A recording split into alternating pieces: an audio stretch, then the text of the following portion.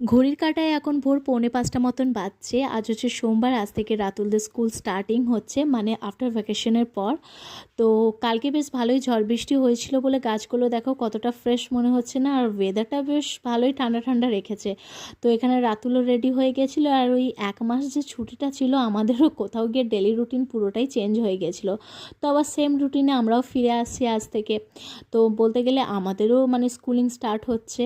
তো এখানে রাতুল চলে গিয়েছিলো ঠাকুর প্রণাম করতে, বলতে না বলতে ওদের স্কুল বাসও চলে এসেছিলো।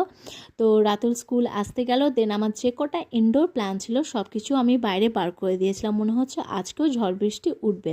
তো সেই আর কি, বৃষ্টির জলটা যাতে ইনডোর প্ল্যান্টে পড়ুক। আর এই সকালবেলায় যখন দেখি রান্নাঘরে এরকম মেসি হয়ে থাকে, তো মন একটুখানি খারাপ হয়ে যায়। প্রথমে রান্নাঘরটাকে পরিষ্কার করে নিই, তারপর আদার্স যে কাজগুলো থাকে সেগুলো তো গোছাতেই হয়।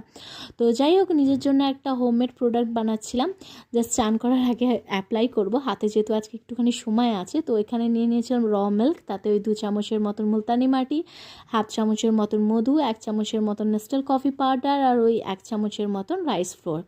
তো সব কিছু একসাথে খুব ভালো করে মিক্সিং করে নেওয়ার পর কিছুক্ষণের জন্য আমি ঠান্ডা হতে দিই, দেন জাস্ট চান করার আগে অ্যাপ্লাই করি ফুল অফ বডি অ্যান্ড ফেসে। তো দেখবে যাদের অ্যাকনি প্রোন বা অয়েলি স্কিন, এটা কিন্তু অনেকটা মানে হেল্প হয়, তো তোমরা ইউজ করতে পারো। এখানে ব্রেকফাস্ট নিয়ে বসে পড়লাম, আর দেখছি একটা বোগনভেলিয়ার ডাল আমার ব্যালকনির দিকে এগিয়ে আসছে। দেখা হচ্ছে কিন্তু নেক্সট একটা নতুন মিনি ব্লগ।